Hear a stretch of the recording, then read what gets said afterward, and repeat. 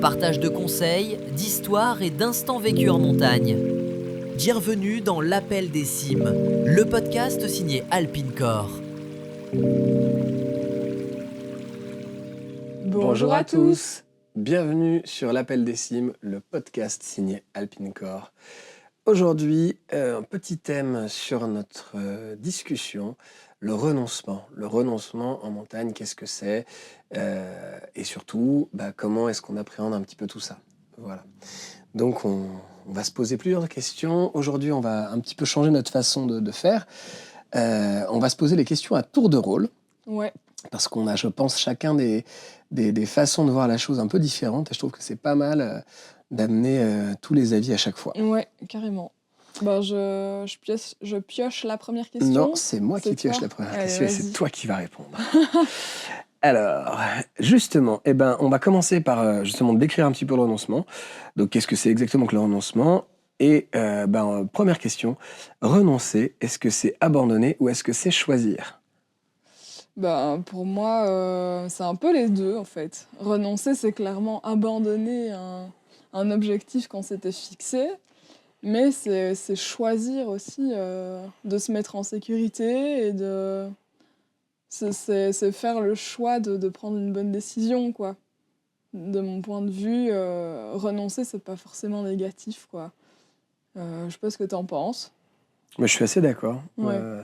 On verra probablement dessus après, mais moi je trouve qu'il faut une vraie force morale pour renoncer. Ouais.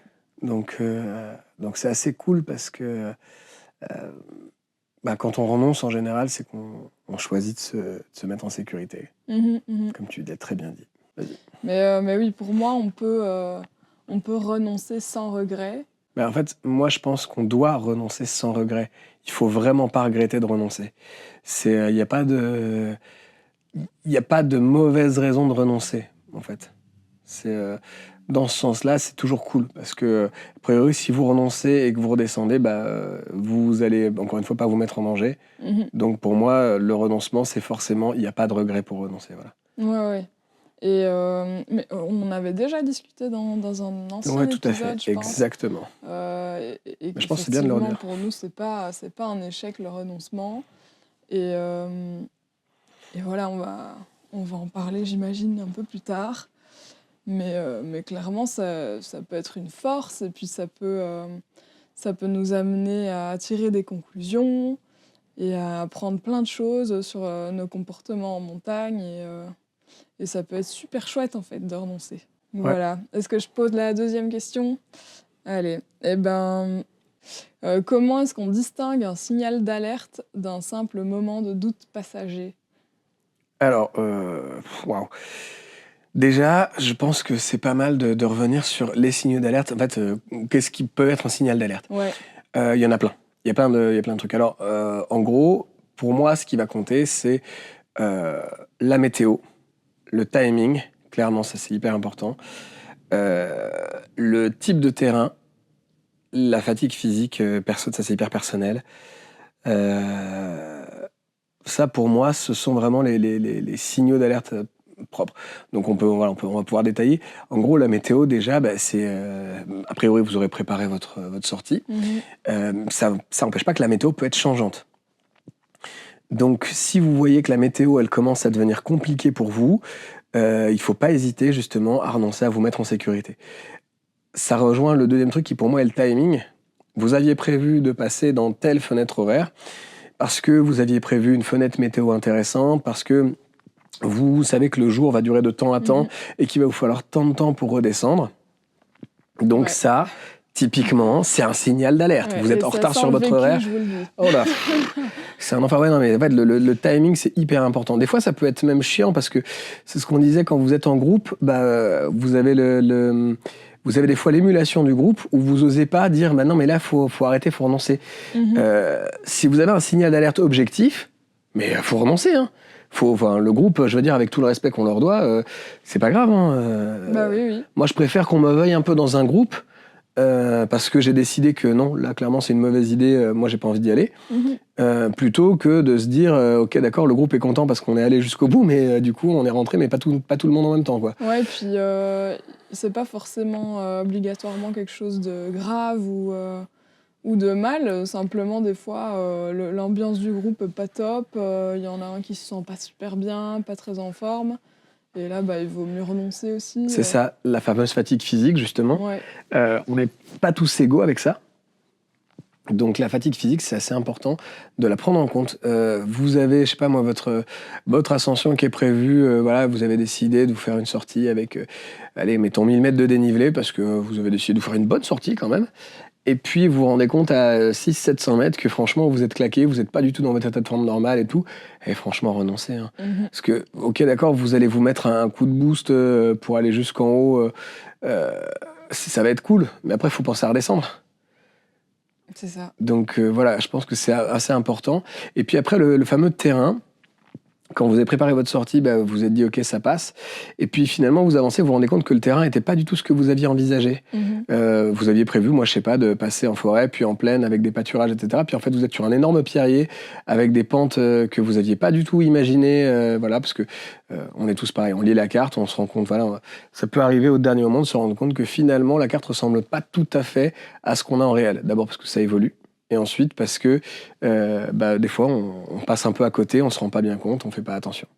Donc vraiment voilà, le profil de terrain, c'est vraiment un truc aussi, signal d'alerte, vous arrivez à un endroit avec un passage délicat, vous l'aviez pas bien anticipé, c'est pas grave, on peut renoncer aussi. Et après il faut faire attention aussi à pas minimiser ces signaux, c'est-à-dire que en général, s'il y a juste un truc du style, ok d'accord, la météo, vous savez que vous allez avoir un peu de pluie, ok on passe. C'est pas très grave. Maintenant, vous avez un peu de pluie, mais les nuages sont vraiment menaçants. Vous dites potentiellement il y a un orage. Et puis à côté de ça, potentiellement le terrain, il est quand même un peu scabreux. Si c'est glissant, ça va quand même être beaucoup plus dangereux. Là, moi je pense que voilà, faut pas hésiter. Faut pas minimiser en fait un signal d'alerte, quoi. C'est vraiment, vous avez tout ça devant vous. Objectivement, est-ce que vous avez vraiment envie de prendre le risque? Moi, je pense qu'il faut pas se mettre de pression là-dessus. Ouais. Voilà. Et puis, des fois, le signal arrive et il est déjà trop tard. Ça peut arriver. Donc là, la priorité, ça va être de se mettre à l'abri. En sécurité. Et puis, et c'est le moment où vous êtes des fois obligé de faire appel à des secours. Donc là, il faut quand même qu'il y ait une raison objective. Hein. Vraiment, on n'appelle pas les secours parce qu'on a mal à l'orteil, qu'on a froid à l'orteil. Ouais, alors oui, et en même temps, il ne faut pas non plus hésiter à les appeler parce que eux-mêmes, c'est ce que je voulais vraiment dire, c'est quand vous appelez les secours, appelez-les, soyez très objectifs, très clairs avec eux. Si votre situation n'est pas une priorité, ils vont vous le dire, ils vont savoir vous expliquer, ils vont souvent un petit peu vous remotiver, vous booster, et surtout ils vont pouvoir vous guider. C'est-à-dire que les secours, c'est pas forcément des gens qui viennent vous chercher. Des fois, ça peut être des gens qui vous disent alors là, ok, on vous a situé, vous êtes là, le sentier il est comme ça. Là, vous étiez perdu, par exemple. Voilà, on va vous indiquer comment en sortir de la zone. Là, par exemple, la situation fait que pour l'instant c'est dangereux, il y a de l'orage et tout, donc de toute façon ils pourront pas venir vous chercher parce qu'un hélico il décolle pas par temps d'orage. Ok, vous êtes coincé, vous allez attendre à tel endroit. La fenêtre météo compliquée, elle va passer dans tant de temps. Vous attendez tant de temps et ensuite vous redescendez. Voilà, ça peut être aussi ça, appeler les secours. Ça peut être aussi des fois des moments qui vont savoir vous guider à distance. Et ça, c'est pas mal. Ouais. Et du coup, je vais poser la question suivante sur le biais du déjà là. Et j'aimerais bien que tu nous en parles un petit peu. C'est quoi le biais du déjà là ? Le biais du déjà là, donc par exemple, ça va être en fait quand vous montez, quand vous êtes sur votre balade, vous avez déjà fait une certaine partie de la balade. Il y a des signes d'alerte qui arrivent, mais vous avez fait une part importante de votre balade. Et donc, renoncer, ça va vous coûter un effort supplémentaire au niveau psychologique en vous disant, je suis déjà là, ah merde, je la termine, quoi. Et donc, j'aimerais bien que tu nous en parles un petit peu. Pour moi, il faut pas hésiter, en fait. C'est pas parce qu'on a investi du temps, et c'est vrai que c'est chiant des fois parce que, on s'est donné... ça nous a coûté physiquement, on est fatigué et tout, et on a tout donné pour essayer d'atteindre le sommet. Et ça reste notre objectif quand on fait une sortie. Mais pour moi, le plus important, c'est quand même avant tout d'être en sécurité. Et voilà, s'il y a quelque chose qui se passe pas bien, il faut le prendre en compte et il faut arriver à se détacher de vouloir à tout prix réussir. Voilà, en fait, le sommet, il bougera pas. Donc, a priori, vous pourrez retenter votre chance une seconde fois. Et voilà, il faut pas se mettre martel en tête, comme tu dirais. Et pour moi, c'est très important de se détacher de ça, quoi. Même si on vient de loin, parce que bah, ça nous est arrivé avec ta sœur qui venait de loin, pour le coup, et on essayait d'atteindre un bout du Mont Blanc. Ouais, la jonction. Voilà, la jonction. Et ben, les conditions, elles n'étaient pas au rendez-vous, et on a dû renoncer alors qu'elle venait de loin et qu'on avait déjà fait un bon bout de chemin. C'est vrai. Mais voilà, c'est aussi quelque chose à préparer, selon moi. C'est-à-dire qu'on en avait déjà parlé d'ailleurs dans un autre podcast, mais pour moi, c'est bien de prévenir les gens quand le renoncement est probable. Comme ça, bah, tout le monde est préparé, ok, peut-être qu'on n'arrivera pas au sommet, mais au moins, voilà, une fois que la question se pose, est-ce qu'on redescend ou pas, et ben là, on y va, quoi. On redescend et c'est pas un problème. Donc voilà, je sais pas ce que tu en penses. Ben, moi, je suis assez d'accord. C'est vraiment l'idée de se détacher de ce que vous avez investi dans votre... En fait, il y a l'investissement que ça vous demande, que ce soit en temps, en énergie, même en argent. Hein. La montagne, c'est souvent des activités qui coûtent assez cher. Bon, bah, il faut partir du principe qu'à partir du moment où votre balade commence, tout ce que vous avez fait avant n'existe plus. Détachez-vous de ça. Parce que votre sortie, elle commence. Ok, vous avez investi plein de trucs pour y arriver. Et ben, il y a des jours où ça va pas passer. Et ben, c'est pas grave. C'est tout ce que vous avez fait avant, c'était de la préparation. C'est pas perdu. Ça servira peut-être une autre fois. Je vous le souhaite d'ailleurs. Tout ce que vous investissez en préparation, c'est pas pour une sortie, c'est pour une somme de sorties. Pour tout ce qui va venir après. Donc détachez-vous de ça vraiment, parce que c'est pas important en soi. Ouais, clairement. Je fais la suivante. Allez. On va parler de la dimension collective. Ah, ça, c'est le pire, ça. Ouais. Comment est-ce qu'on gère la pression d'un groupe qui influence la décision de continuer ou d'arrêter la sortie? Alors ça, c'est hyper compliqué et là, pour le coup, c'est marrant, ça me fait rebondir sur un truc qu'on avait déjà dit avant. Il y a deux façons de voir les choses. Soit vous êtes le leader du groupe et donc c'est vous qui décidez, soit vous n'êtes pas le leader du groupe et donc c'est hyper dur. Ouais. C'est hyper dur et je le dis parce que récemment, j'ai eu le cas où je me suis retrouvé dans un groupe, on avait un bon niveau et on était en train de faire un truc un peu technique et à un moment donné, moi je me suis dit, là on est trop en retard, il faut revenir, il faut renoncer, il faut redescendre et je ne l'ai pas fait. Je l'ai pas dit, je l'ai dit à une personne, on était 3, et je reviens sur un truc, pour moi le bon chiffre en montagne c'est 2, parce que 2 vous vous écoutez, vous vous parlez, quand vous êtes 3, il y a une dynamique de groupe qui peut se mettre en place et c'est plus compliqué. Ouais. Attention, ça vous interdit pas de faire des sorties à plus nombreux, mais ça veut dire que ça va être plus compliqué ce genre de décision. Et là pour le coup, moi je suis tombé dedans, mais vraiment, alors que je le sais, je suis tombé dans le panneau direct, c'est-à-dire qu'à un moment donné, je me suis dit là, pour moi c'est pas bon, ce serait pas mal de faire demi-tour. Et puis finalement, les choses se mettent en place. Finalement, on dit bon, allez, vas-y, on fait une longueur de plus. Et puis on arrive à la fin. Et pour le coup, ça prend énormément de temps. On arrive à un endroit où on se dit bon, bah là, on est vraiment à côté de l'arrivée, donc on continue encore un peu. Puis finalement, on arrive au sommet et là, on se dit mais en fait, on a quasiment 3 heures de retard sur ce qu'on avait prévu. On n'est clairement pas bien, il va falloir redescendre, ça va nous prendre du temps de redescendre. Et en fait, il faut vraiment partir du principe que quand vous renoncez, mine de rien, c'est pas parce que vous avez renoncé que vous êtes automatiquement en sécurité tout de suite. Il faut prendre en compte ça. Et moi, je me suis fait avoir là-dessus bêtement. Donc, je le dis, c'est un truc qui est important. Quand vous sentez pas quelque chose, à un moment donné, il faut le dire. Il faut arriver à vraiment communiquer là-dessus et communiquer de façon objective. Ça, c'est très compliqué aussi.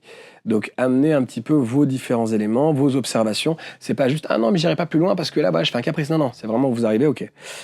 Objectivement, voilà, le timing est pas bon. La météo commence à pas être bonne. Je vois plus le soleil. Là, je me sens pas bien physiquement. Voilà. Vous amenez vraiment des choses. Prenez une grande inspiration, soufflez profondément et on s'explique. Mais vraiment, c'est important là-dessus. Je pense qu'il y a un truc vraiment essentiel que tu dis, c'est de regrouper tout le groupe Mhm. pour en discuter, en fait, et là, de poser les choses, de débattre. Est-ce qu'on est bien, est-ce qu'on n'est pas bien, et de refaire un peu une météo générale, météo d'ambiance, pour voir comment tout le monde se sent et s'il y a un problème et tout ça. À la limite de voter aussi, je sais pas. Est-ce que tu penses que c'est bien de faire ça un peu à la Bah, ça dépend vraiment de la dynamique du démocratique? groupe pour moi.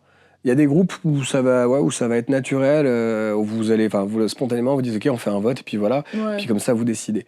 Je sais pas si c'est le truc.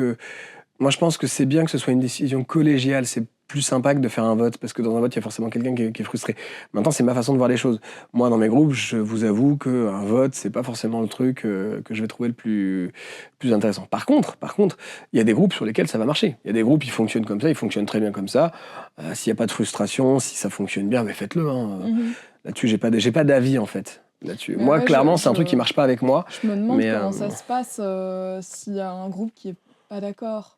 Mais c'est pour ça qu'encore une fois, pour moi, le bon nombre, c'est 2. Ouais, Parce que 2, tu votes pas, tu discutes. Mhm. Tu vois, et 2, tu peux Non, te. mais tu vois, il y a forcément aussi des gens qui font des randos en famille, en gros groupe. Bah ouais, mais en famille, Et en là, général, t'écoutes les parents, quoi. Enfin, j'exagère, mais c'est un peu ça Non, l'idée, mais tu vois. en groupe d'amis. C'est là où c'est le Voilà, plus compliqué. groupe Quand vous de commencez à potes. être plusieurs dans un groupe de potes avec Ouais. comment dire, des Le compétences. même âge, les mêmes compétences. et Exactement. tout, Là, c'est un peu plus compliqué. C'est presque plus compliqué, ouais, Là, à c'est un peu gérer. plus compliqué, ouais. Et donc, pour moi, c'est ça. C'est un vrai travail. Et je le dis là-dessus, j'ai pas de solution miracle, puisque je me suis encore rendu compte récemment que pour moi, c'était compliqué aussi. Je pense vraiment qu'il faut arriver à dire les choses. Là où je suis d'accord avec toi, c'est que réunissez d'abord bien le groupe, Mhm. parlez-en, faites votre météo interne. Ce qu'on appelle les météos internes, c'est vraiment l'ambiance générale du groupe. Faites ça quand vous vous retrouvez. Quand voilà, posez les choses. Ok, d'accord. Là, on en est là. Est-ce que tu penses vraiment que ça passe? Moi, je pense pas. Ok, analysez un petit peu les choses et posez tout ça. Donc, vous Mhm. regardez, voilà, le timing, la météo, la résistance physique de chaque personne et donc la fatigue physique accumulée et le type de terrain, encore une fois. Est-ce que vous aviez prévu ça? Est-ce que c'est pas un peu au-dessus de vos compétences, etc. Ouais. Et donc voilà, c'est ce que tu disais, la votation, ça c'est quand le groupe est pas unanime. Moi je pars du principe que c'est quand même bien d'arriver à avoir un avis général. Oui, Parce que oui, vous aurez toujours des gens qui vous diront on peut aller plus loin, mais c'est bien quand la décision elle est collégiale quand même, je leur dis. Mhm. Même les personnes qui veulent continuer, dites-leur voilà, objectivement il se passe ça, tu vas pas pouvoir nous porter sur ton dos. Ouais. Qu'est-ce qu'on fait? Il faut que moi je trouve que c'est bien que la personne la plus, entre guillemets, volontaire puisse elle aussi se dire ok d'accord, j'avais très envie de le faire mais là en vrai c'est bourbier. Même si lui tout seul il pourrait y arriver, oui d'accord, ok super, mais il n'est pas tout seul, il est en Mhm. groupe. Et Il faut puis, accepter ça. je pense que c'est bien aussi pour aller faire des sorties engagées avec un certain groupe. C'est bien d'y aller avant sur d'autres sorties, Ah oui, vous commencez pas beaucoup par une plus sortie engagée, ouais. accessibles. Parce qu'en fait, les gens que vous connaissez dans la vie quotidienne ne sont pas les mêmes en montagne.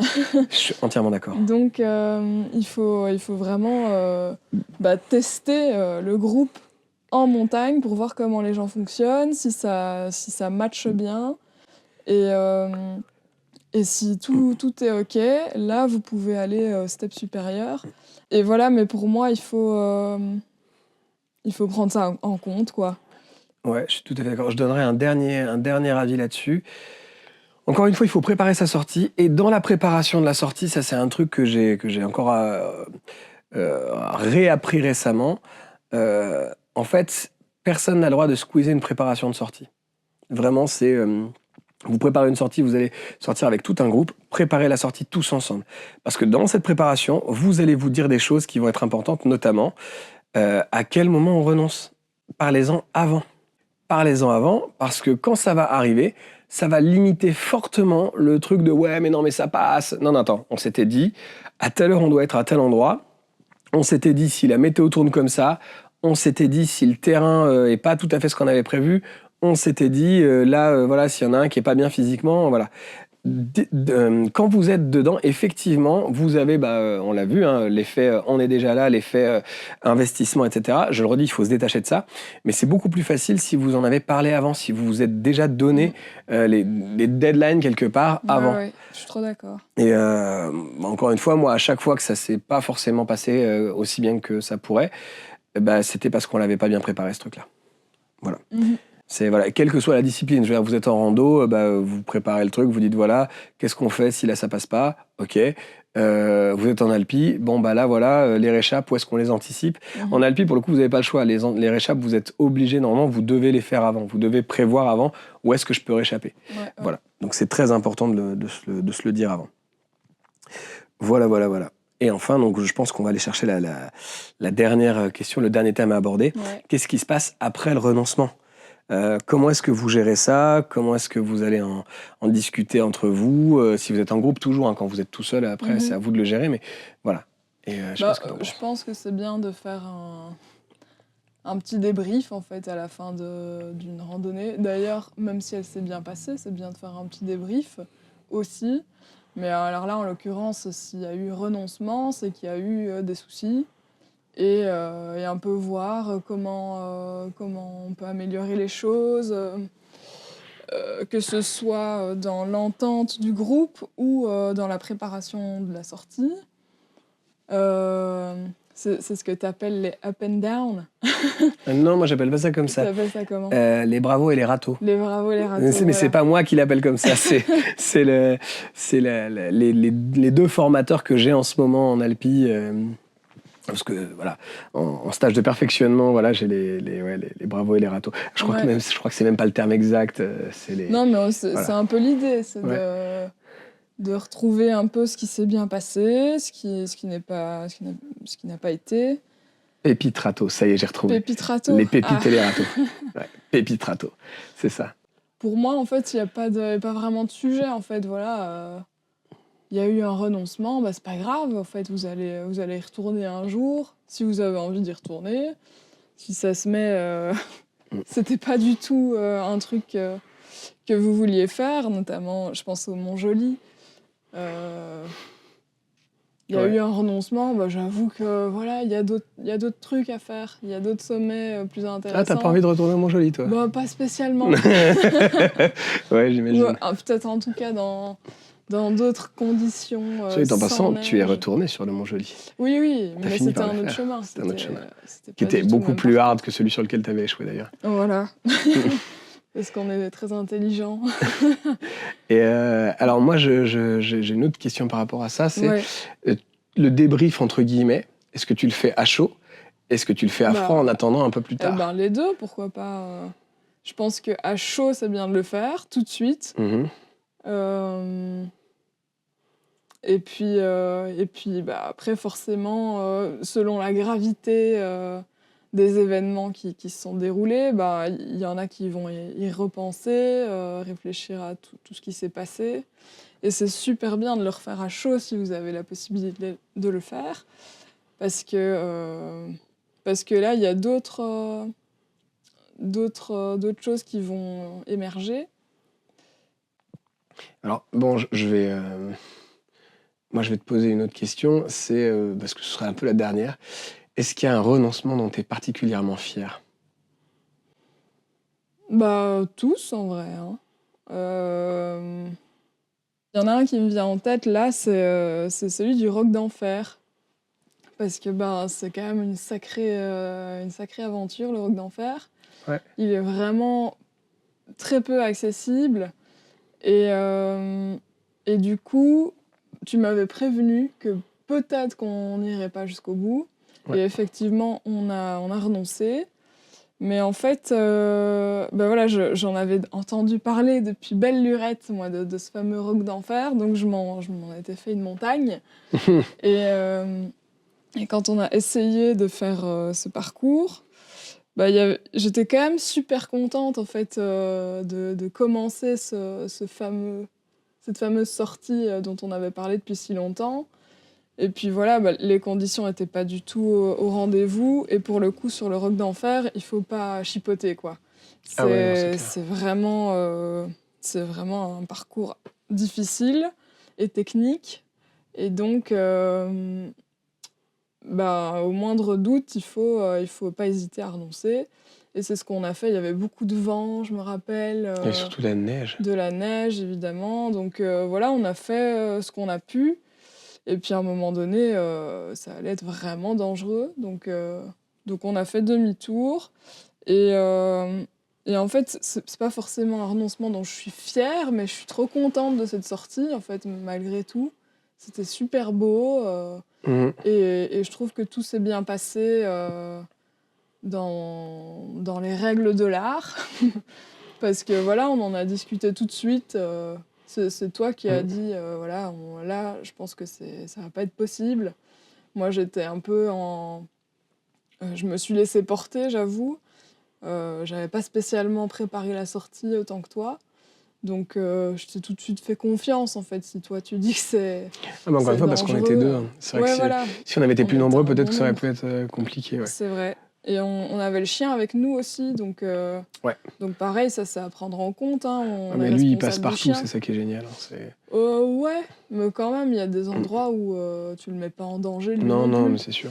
Donc on a fait demi-tour et en fait, trop contente, quoi. Ouais, voilà. Je vois ce que tu veux dire. Bah, tu vois, alors c'est drôle parce que je suis assez d'accord sur le fait que c'est un renoncement qu'on a pu gérer, que c'était cool, etc. À mon sens, je pense que je l'ai initié un poil trop tard. C'est pas grave parce que c'est très bien passé, mais pour moi, c'est-à-dire que j'ai attendu vraiment, je pense, l'extrême dernier moment pour me dire, OK, là, vraiment, ça ne passera pas. Et du coup, avec le recul, je l'aurais peut-être arrêté un tout petit peu plus tôt. Ouais. Parce que ça nous a obligés, justement, sur le lancement, à passer sur une arête un petit peu enneigée. Et tu vois, je me dis, ça, pour le coup, c'était un peu limite. Alors ça s'est bien passé, il n'y a pas eu de soucis, voilà. Mais je pense que voilà, avec le recul, ça aurait été plus intelligent de nous arrêter avant. Bon, en vrai, je suis très content malgré tout que ça se soit passé comme ça. Hein. Et toi, t'en as un dont t'es fier ? Eh ben, alors c'est un peu comme pour toi, moi je suis globalement content de tous mes renoncements, parce qu'à chaque fois que j'ai renoncé, c'était pour une raison. Hein. Donc je trouve pas qu'il y en a un dont je suis particulièrement fier. J'ai pensé au même que toi. Moi j'en suis un peu moins fier parce que je pense que je suis quand même allé un peu loin dans l'idée. Je pense que d'un point de vue de sécurité, j'aurais dû m'arrêter un peu avant. Voilà, je pense que tous les renoncements, ils t'apportent quelque chose, en fait, tu grandis de ça. Tu vois, même le dernier renoncement que j'ai eu, où pour le coup je suis pas fier parce que là vraiment on a attendu trop longtemps, en réalité ça s'est bien terminé. Et je trouve que la descente, moi j'ai dû assurer sur certains trucs, le reste du groupe a dû assurer, enfin chacun a assuré sur d'autres choses.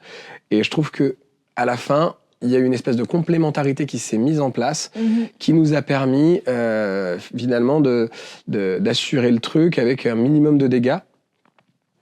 Et là c'était cool parce qu'on était dans un groupe où il y avait vraiment chacun avait ses compétences propres et toutes les compétences ont servi vraiment. Donc je dirais pas que j'en suis fier parce que je pense encore une fois qu'on s'est acharné, mais je trouve que dans la résolution, ce qui a été mis en place, l'apprentissage de ce qu'on a fait, tout ce qu'on a mis en place pour chacun à son échelle protéger le groupe, ça a été une très bonne chose. Voilà, avec le recul maintenant, je trouve que ça a été vraiment une petite réussite malgré je trouve le côté tardif de la décision. Et c'est vrai que moi de mon côté en tout cas j'ai pas spécialement de fierté d'avoir renoncé, mais c'est plutôt que j'ai parfois des regrets de ne pas avoir renoncé. Ouais, ça je comprends. C'est le truc qu'il faut éviter en fait. Ouais.